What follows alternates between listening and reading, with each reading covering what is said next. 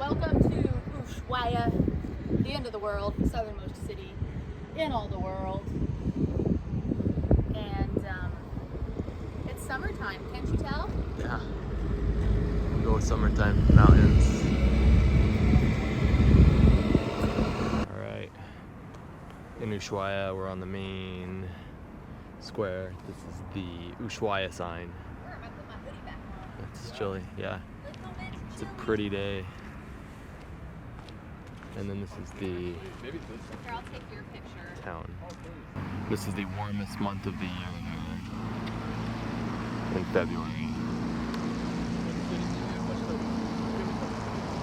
And there's a glacier above town. We're gonna see another glacier today. Sorry. Oh, that's a good one, Keith. That's a good one. Yeah. Alright, we finally made it to our hiking stop. We're at Laguna Esmeralda in Tierra del Fuego National Park. Cool forest here.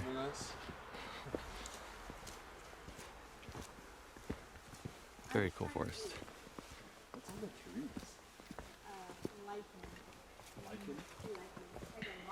Definitely muddy. This is a 5.5 mile hike, and we're unfortunately kind of in a hurry because we got to make it back for our penguin trip.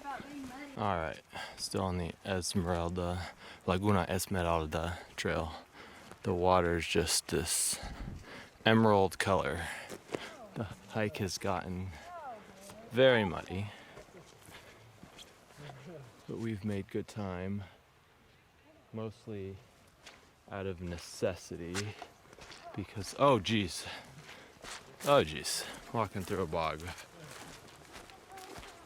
because we've got to make it back for the penguins. Trying not to sink in the bog. Back on solid ground. So the lake is up straight ahead, but it's been a really beautiful trail. Okay, we made it to Laguna Esmeralda. 2.9 miles, 538 feet elevation gain, 1 hour, 12 minutes.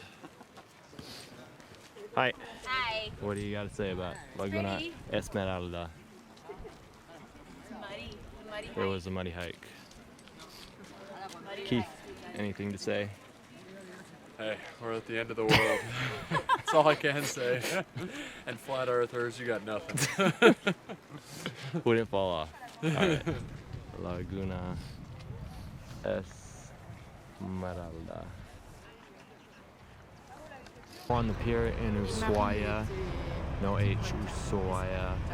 It actually turned into a really pretty day. You can saw some blue sky. But there's all these boats out here, including some cruise ships out on the pier.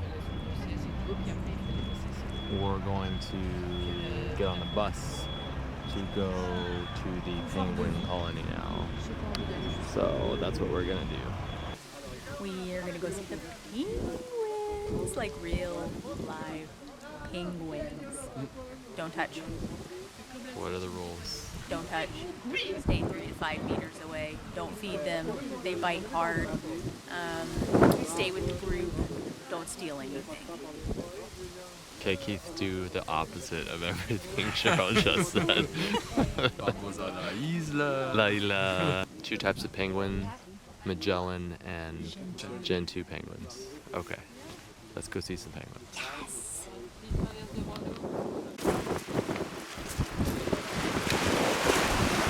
We have arrived on what I'm going to refer to as penguin island.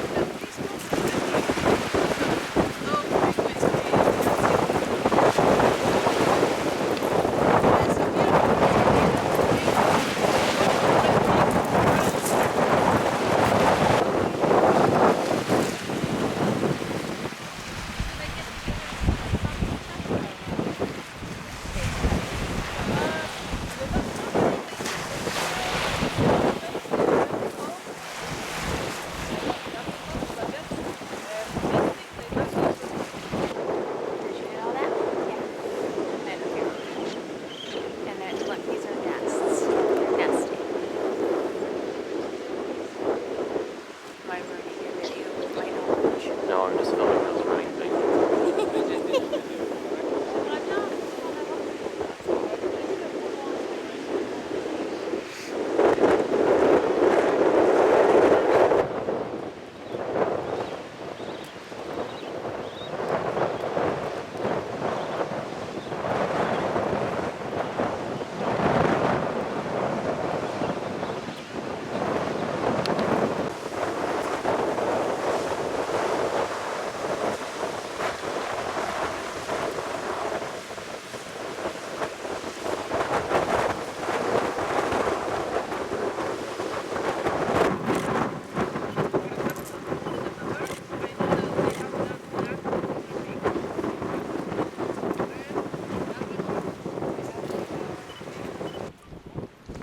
Yeah, because we have the Gen 2s at the zoo, right?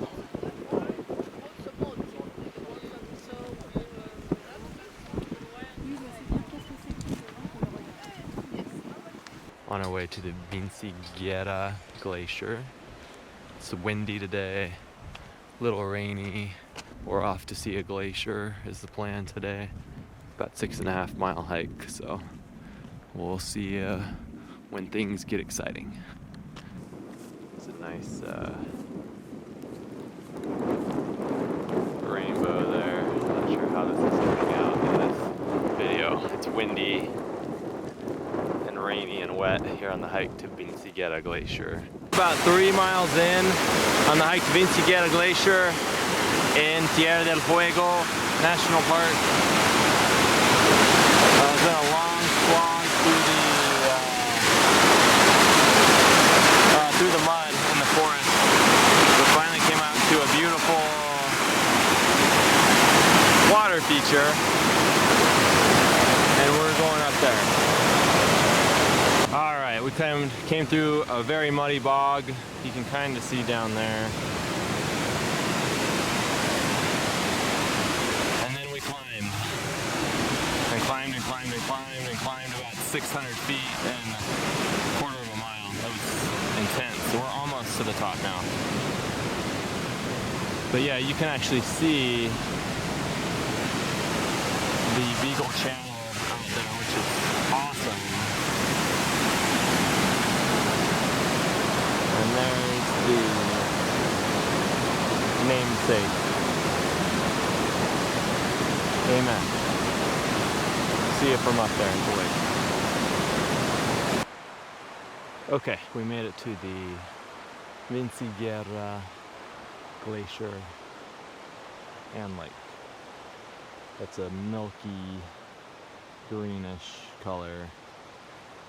We climbed almost 2,000 feet.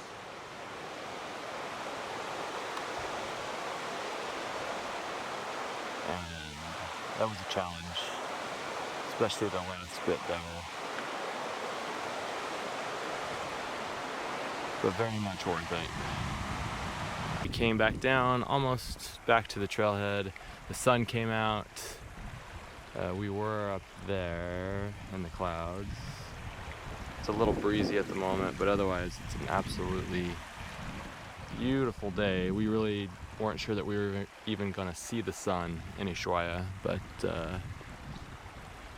score one for the sun. Say hi, Keith.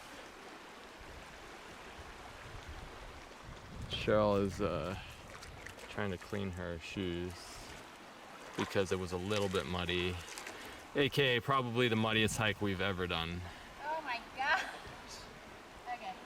Okay, one more video from the Vinciguerra Glacier Trail. We got the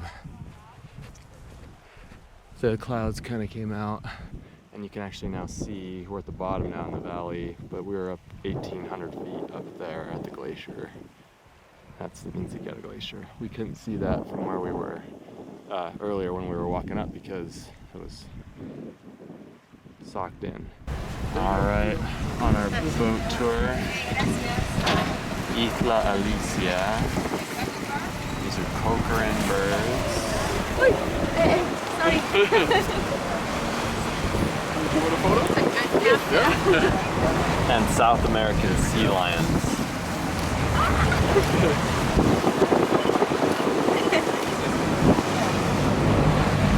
Thank you.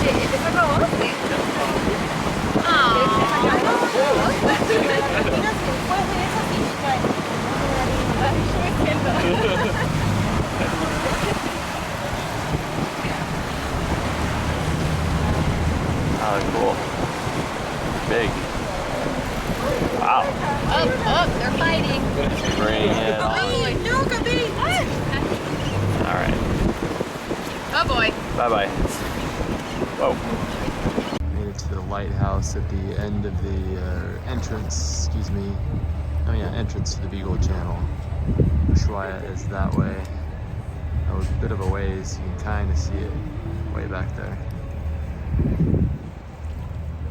Yeah. And that's where we've been earlier. It's beautiful.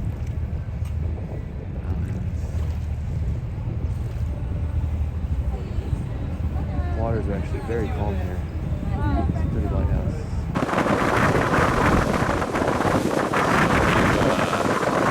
There's a humpback whale.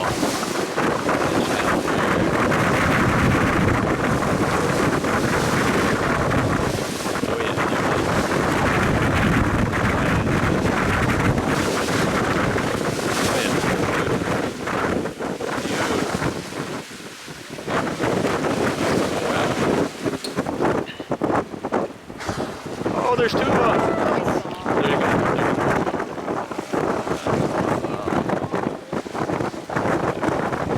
Target.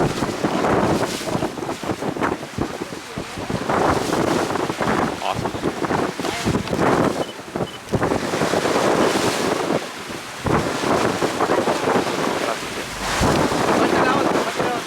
Looks like all my Alaska pictures.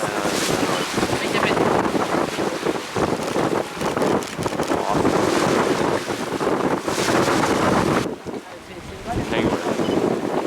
What? Where are we? Random penguin.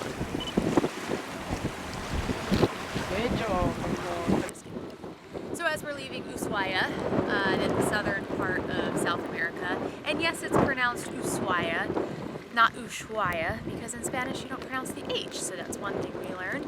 Other thing we learned is we weren't sure if these were still the Andes Mountains behind us, but they are. The Andes mountain range is the longest in the world, and what happens at the southern tip of South America is the plates along the edge go one way and then they shift.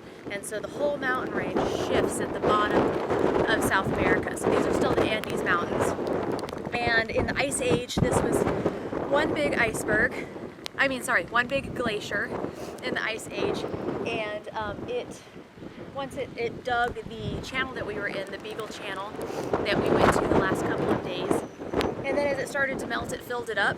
And so what happened when the early explorers were having to come around the tip of South America, what happens at the very bottom, called Cape Horn, on the bottom of South America, is the Atlantic Ocean and the Pacific Ocean collide, and it creates a wall of water and super, super high waves. So there were so many shipwrecks of explorers trying to go on the southern tip of South America. And so when the Beagle Channel was discovered, it goes all the way from the Atlantic to the Pacific, and it allowed the explorers to pass a lot safer than around the tip. Anything else you want to know? Show about the volcanoes.